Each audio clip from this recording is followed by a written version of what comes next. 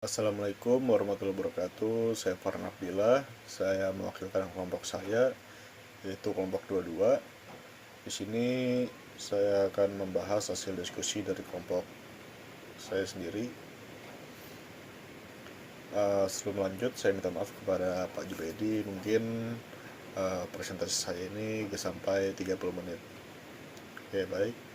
Lanjut ke judul. Judulnya adalah Tinjauan Komprehensif Akad Ijarah dalam Dinamika Perbankan dan Keuangan di Indonesia. Anggota kelompok saya terdiri dari 3 orang. Yang pertama ada Dwindar Arbani Ramadhani, lalu saya sendiri Farhan Afillah, lalu berikutnya ada Arha Bella Sakiani. Lalu kita masuk di bagian abstrak. Tinjauan ini mensintesis 10 jurnal mengenai konsep, implementasi, dan dampak finansial akad ijarah dalam perbankan syariah Indonesia. Ijarah terutama varian ijarah Muntahiyah bit Tamlik atau disingkat IMBT. Nah, itu adalah pilar pembiayaan bebas riba yang didukung kuat oleh regulasi Undang-Undang Nomor 21 Tahun 2008 dan Standar Akuntansi PSAK 107. Penelitian yang diulas menunjukkan konsistensi dalam kepatuhan hukum, namun terdapat kesenjangan penelitian signifikan pada ranah kinerja. Temuan empiris mengenai pengaruh ijarah terhadap kinerja keuangan ROA bank bervariasi antara positif, signifikan, dan tidak signifikan. Inkonsistensi ini diinterpretasikan sebagai refleksi perlunya analisis mendalam terhadap faktor manajemen aset dan efisiensi operasional internal bank. Tinjauan ini menegaskan kontribusi ijarah sebagai solusi dinamis dan merekomendasikan riset kuantitatif lanjutan yang fokus pada variabel moderasi untuk menyelesaikan research gap kinerja tersebut. Kata kuncinya akad ijarah perbankan syariah, kinerja keuangan, ijarah muntahiyah bitamlik, disingkat IMBT, dan kesenjangan penelitian. Lalu di bagian pendahuluan, ekonomi syariah di Indonesia didorong oleh kebutuhan mendasar untuk menjauhkan praktek keuangan dari unsur riba, yaitu bunga, sehingga akad ijarah yang artinya sewa menyewa muncul sebagai instrumen vital dalam pembiayaan yang berbasis transfer manfaat aset bukan utang. Konteks masalah utama yang disoroti oleh berbagai penelitian meliputi tantangan implementasi personal dari varian ijarah muntahiyah bitamlik serta perlunya kepastian mengenai dampak finansial akad ini terhadap institusi perbankan syariah. Topik ijarah dinilai sangat relevan dan penting karena akad ini tidak hanya menjadi produk pembiayaan dasar bagi bank umum syariah dan Baitul Mal wal Tamwil atau disingkat BMT, tetapi juga merupakan basis dari instrumen pasar modal syariah seperti sukuk. Penerapan ijarah yang taat syariah adalah persyarat untuk menjaga integritas moral dan meningkatkan daya saing industri keuangan Islam. Lalu di bagian latar belakang, ijarah ini merupakan salah satu akad utama yang menjadi dasar pembiayaan pada perbankan syariah serta instrumen pasar modal syariah seperti sukuk. Akad ini berperan penting dalam mendukung aktivitas pembiayaan berbasis aset yang sesuai dengan prinsip syariah. Secara regulatif, implementasi ijarah di Indonesia telah memperoleh landasan hukum yang kuat melalui Undang-Undang Nomor 21 Tahun 2008 tentang perbankan syariah serta pernyataan standar akuntansi keuangan atau disingkat PSAK 107 yang mengatur pengakuan, pengukuran, dan pelaporan transaksi ijarah.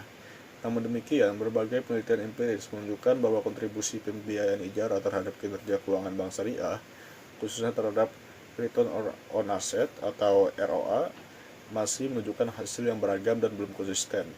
Perbedaan temuan ini mengindikasikan adanya faktor-faktor lain, baik internal maupun eksternal, yang mempengaruhi efektivitas pembiayaan ijarah dalam meningkatkan profitabilitas bank syariah. Lalu selanjutnya ada tujuan penelitian. Yang pertama itu adalah mensintesis konsep, kerangka regulasi, dan implementasi akad ijarah. Penelitian ini bertujuan untuk mengkaji dan mensintesis secara komprehensif konsep akad ijarah berdasarkan perspektif muamalah, standar akuntansi syariah, serta regulasi yang berlaku di Indonesia. Sintesis ini mencakup landasan normatif akad ijarah, pengaturan hukum melalui Undang-Undang Nomor 21 Tahun 2008 tentang Perbankan Syariah, serta ketentuan teknis dalam PSAK 107. Selain itu juga, penelitian ini juga menelaah praktik implementasi akad ijarah dalam perbankan syariah dan instrumen pasar modal syariah seperti sukuk guna menilai kesesuaian antara konsep teoritis, regulasi, dan praktek di lapangan. Lalu yang kedua, menganalisis faktor-faktor penyebab variasi pengaruh akad ijarah terhadap kinerja keuangan. Nah, jadi penelitian ini bertujuan untuk menganalisis secara mendalam faktor-faktor yang menyebabkan perbedaan hasil empiris terkait pengaruh pembiayaan ijarah terhadap kinerja keuangan lembaga keuangan syariah, khususnya diukur melalui return on asset atau ROA. Faktor-faktor tersebut meliputi karakteristik internal bank seperti struktur pembiayaan, efisiensi operasional, manajemen resiko, dan kualitas aset. Kondisi eksternal seperti stabilitas makroekonomi dan regulasi, serta perbedaan metodologi penelitian sebelumnya termasuk periode pengamatan, variabel kontrol, dan teknik analisis yang digunakan. Analisis ini diharapkan mampu menjelaskan inkonsistensi temuan empiris yang ada dalam literatur. Lalu yang ketiga yaitu mengidentifikasi research gap sebagai dasar perumusan agenda penelitian lanjutan. Jadi penelitian ini bertujuan untuk mengidentifikasi secara sistematis kesenjangan penelitian research gap dalam kajian akad ijarah dan pengaruhnya terhadap kinerja keuangan lembaga keuangan syariah. Identifikasi ini mencakup keterbatasan konseptual, metodologis, maupun empiris dalam penelitian terdahulu, seperti kurang integrasi antara aspek regulasi dan kinerja keuangan, minimnya kajian komparatif lintas negara atau lintas jenis lembaga keuangan, serta terbatasnya penggunaan pendekatan analisis yang komprehensif. Temuan research gap ini diharapkan dapat menjadi dasar bagi pengembangan agenda penelitian lanjutan yang lebih relevan dan kontributif bagi pengembangan ilmu dan praktek keuangan syariah. Lalu berikutnya metode penelitian. Mayoritas studi menggunakan metode normatif atau hukum untuk menelaah dasar hukum, fatwa, dan kerangka regulasi ijarah serta keunggulannya dibandingkan bunga. Pendekatan kualitatif deskriptif ini diterapkan untuk menganalisis praktek operasional IMBT, penerapan standar akuntansi PSAK 107, dan studi kasus di lembaga mikro BMT seringkali didukung oleh analisis strategi seperti SWOT.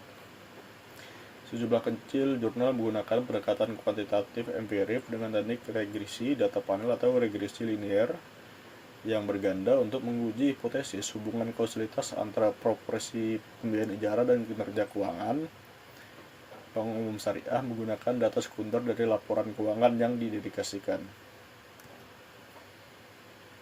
Lalu di sini ada hasil dan pembahasan. Ijarah dan IMBT telah mapan secara legal dan akuntansi dan juga memiliki kerangka akuntansi yang jelas sesuai PSAK 107. Persamaan hasil penelitiannya, pengakuan terhadap sifat ijarah sebagai produk bebas riba yang mampu bersaing dan mendukung inovasi, termasuk sukuk. Lalu berikutnya perbedaan hasil penelitian. Ada yang menemukan pengaruh signifikan pada ROA, sebagian juga tidak. Di inkonsistensi dipengaruhi efisiensi manajemen, aset, dan proporsi ijarah dalam portofolio. Research gap-nya perlu memprioritaskan resolusi inkonsistensi dampak finansial melalui analisis variabel moderasi serta studi komparatif dalam mengenai efektivitas praktek IMBT di berbagai skala dan jenis lembaga keuangan syariah. Lalu yang terakhir, perbagian kesimpulan. Ijarah adalah akad penting dalam industri keuangan syariah dengan dukungan regulasi kuat, namun dampak finansialnya masih belum konsisten secara empiris. Diperlukan penelitian kuantitatif lanjutan dengan variabel moderasi serta studi komparatif praktek IMBT di berbagai lembaga. Benang merah yang ditarik adalah komitmen industri syariah untuk mengembangkan produk bebas riba yang dinamis. Tinjauan ini menegaskan kontribusi ijarah sebagai solusi keuangan modern. Baik, segitu saja dari saya, Farnah Bila, mewakili kelompok 22. Terima kasih. Wassalamualaikum warahmatullahi wabarakatuh.